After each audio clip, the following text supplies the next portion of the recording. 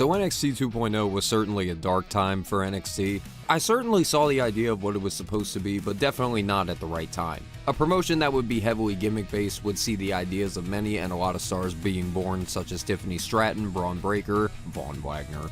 There were some good things to come out of it, at least. One thing I do remember most infamously in what I call WWE's zestiest superstar, the Super Diva, Quincy Elliott. Today I'm covering every match that Quincy Elliott ever had in WWE, and with all that out of the way,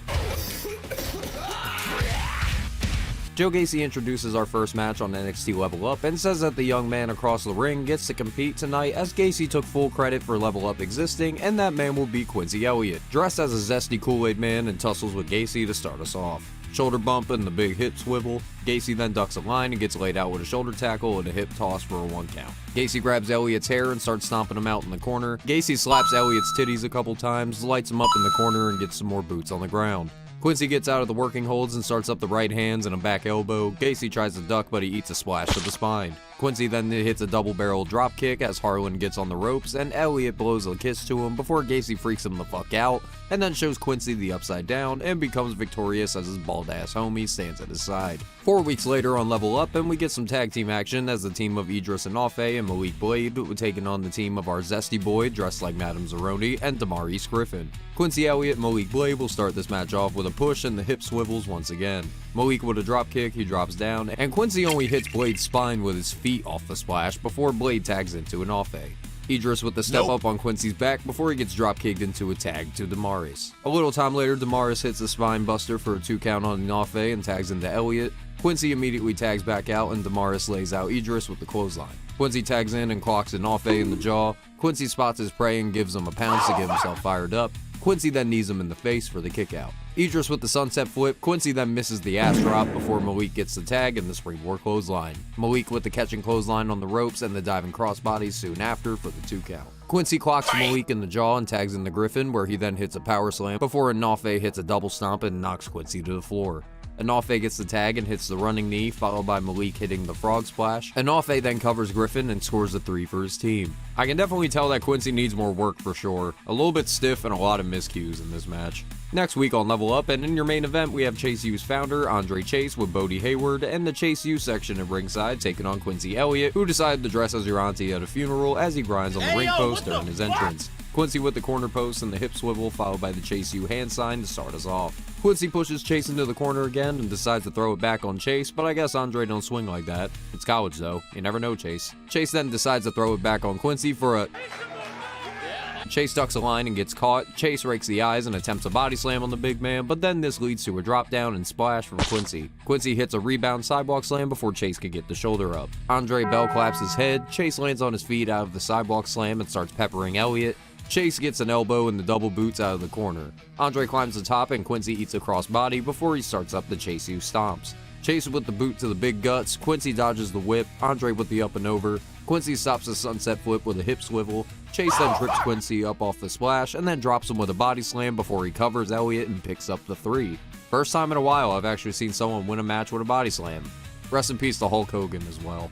3 weeks later on Level Up, and Auntie Quincy is back in action, humping the Matt Edge style as he goes against Josh Briggs, accompanied by Minnie Bull Buchanan. Quincy grinds on Briggs in the corner as Josh adjusts his belt Letterkenny style to start off the match. He then backs Briggs into the corner against tip to ass and swivels. Briggs with the shoulder tackle knocks Quincy on the ropes, slides to the outside and nails Elliott in the head before he hurts his hand high-fiving Jensen. Quincy with some gut shots and a suplex off the 2 count. Quincy disrobes of his glove before he knocks Briggs down with the shoulder tackle and then flattens Josh with the splash. Big elbow catches Briggs in the mouth. Josh gives him a receipt and then Spike Dudley headbutts him in the ribs. Quincy with the splash in the corner. Briggs then eats a hammer throw after he mishears him. Quincy looks for the ass drop before Briggs can move out of the way, and Quincy has hurt his colon even further. Briggs and Quincy exchange shots before Briggs can finally turn the tides with a big boot. Josh powers Quincy up with the sidewalk slam and a splash combo. Quincy eats a corner splash. Quincy then feeds Briggs a splash. Briggs then runs off the ropes and gives Quincy a fucked up lariat to secure the 3. 35 days later, and we're back on Level Up after that potato fest. Quincy is still in the auntie attire, and he also interrupts the show intro as he throws ass on Sudu Shah, and Nigel McGuinness is stunned. Oh yeah, his opponent will also be Bryson Montana. Quincy vibes to Bryson's entrance theme, and like, random thing, I hate the blue ropes for NXT during this time. They were just so fucking ugly. Bryson and Quincy collide, Bryson does a titty dance and then gets knocked down, and then Quincy starts throwing around a lasso before he eats a clothesline from Montana. It's mostly just right hand oriented offense and working holds, so I won't bore you all with all that shit.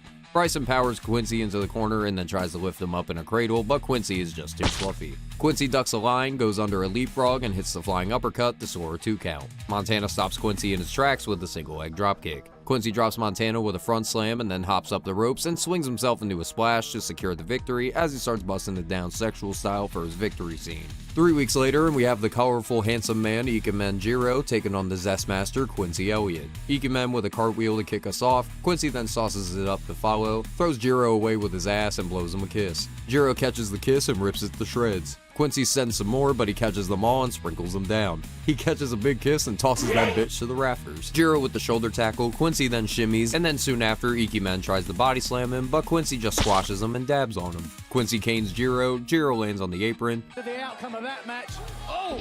Wait a second. Oh! Ikemen with the sunset flip, Quincy injures his colon, Jiro hits some jacket punches to the skull, smacks Quincy in the ass, gives him an enziguri, and then a super kick knocks the big man down, followed by a springboard moonsault that results in a 2. Ikemen tries to lift Elliott up again, but Quincy again is just too squishy. Jiro is caught in the corner, and we see Quincy. Jiro barely boots Elliott in the ass and then rolls him up in the schoolboy to score the pinfall. After the match, Jiro and Elliott show some sportsmanship with a handshake as our match ends wholesomely. 2 weeks later, and we have some tag team action as the team of Ikemen Jiro, who has a jacket of his own face, which is awesome, and Quincy Elliott dressed in a comic book romper. Honestly, I fuck with this fit. This team will be known as the Jacket Divas, taking on the team of Idris Enofe and Malik Blade. Idris Enofe and Quincy Elliott will start this one off. Enofe tries to lift Quincy up, he does some push-ups and then fails again. Quincy then pushes him into a hip toss and a sliding shoulder tackle before tagging into Ikemen with the double back elbow and the pose. Ikemen takes the heat and the beating for most of this match before Quincy gets the hot tag and keeps shoulder tackling Malik and propels Enofe off the apron and then drops a splash before Enofe double stomps the pin. Enofe gets the tag and Quincy breaks through the clothesline for the double shoulder tackle. Idris jumps off of Quincy to knock Jiro off of the ropes, and then Enofe hits a running knee.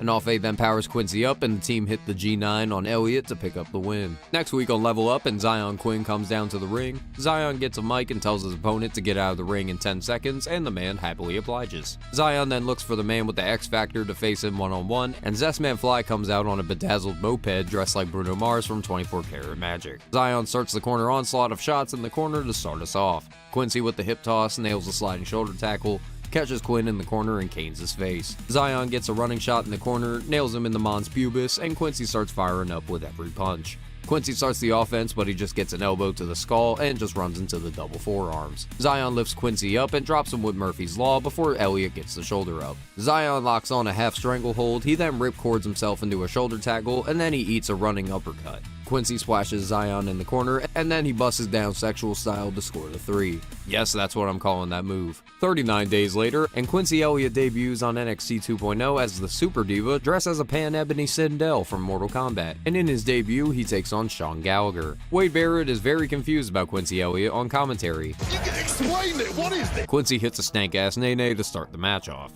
Quincy gyrates his hips and rolls to his feet and then blows a kiss in Sean's face. Elliott breaks through the clothesline and hits the flying uppercut. Quincy then pulls Gallagher's corpse to the corner and then hits the diva drop and then blows a kiss to the camera to score a win in his NXT debut. He also tangos with the referee. Does that count as putting your hands on a ref? Shotzi Blackheart is on NXT a little over a month later, and she is promoting NXT Halloween Havoc as Zion Quinn runs it straight to the ring with a microphone. Zion offers to be Shotzi's co-host as Quincy Elliott immediately interrupts. Hey girl, hey! Quincy hypes up Shotzi's fit and Zion Quinn. As much as I would love to see Zion Quinn in a Halloween costume, he then offers to be the co-host instead, and Shotzi then ups the stakes and says that the winner will co-host Halloween Havoc with Shotzi, and that match starts right now with a back body drop and Quincy clotheslining Quinn to the floor and then throwing it back on Shotzi to a commercial. Quincy with some shots, he knocks Quinn down a few times and then nails a flying uppercut. Havoc, we got some ideas too, man. We can be bacon and eggs. Bacon and eggs! Yeah, peanut Tell me you didn't just say that. Come on, Zion lifts Quincy up, Quincy then pancakes Quinn's spine, and then he misses the second splash. Zion goes for a chair, but Hank Walker just stares at Zion as he gets splashed by Elliott, followed by the Diva Drop and the Zesty Pinfall to become the co-host of Halloween Havoc. So shortly after this match, Quincy would secretly undergo foot surgery and would be actually out of action for a while, for actually a number of months. In fact, 5 months later, and the Super Diva returns to NXT Level Up dressed as Cisco and Coolio having a love child, and he will be taking on Scripps, who is dressed like that. Scripps with a cartwheel and Quincy with the gyration. Scripps becomes a dolphin, Quincy throws some ass, gyrates some more, and hits Scripps with his ass. Scripps almost gets kissed on the forehead as he then eats a hip toss and a sliding shoulder tackle. Scripps with the corner enziguri and the flying crossbody to follow. Scripps follows up with the somersault leg drop before Elliott tosses him for a 2. Scripps corkscrews into a cradle from Quincy, who then shoulder tackles him down, canes him, and then hits a corner flying uppercut. Quincy stops Scripps in the corner and then starts 10 punching him with his man titties.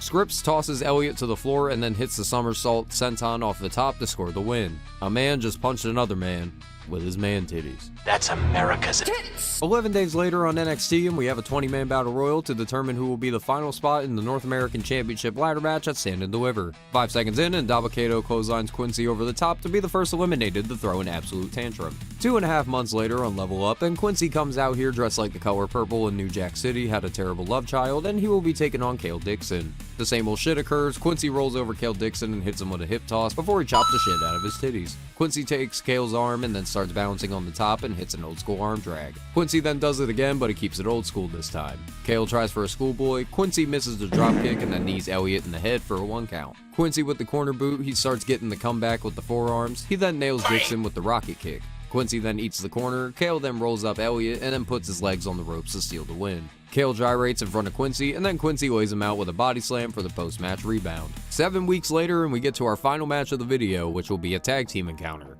Hank Walker and Tank Ledger will go one-on-one against the Jacket Divas. What a reunion we have to close off this video. Quincy Elliott and Hank Walker will start off this match as the fans welcome Iki Manjiro back to NXT.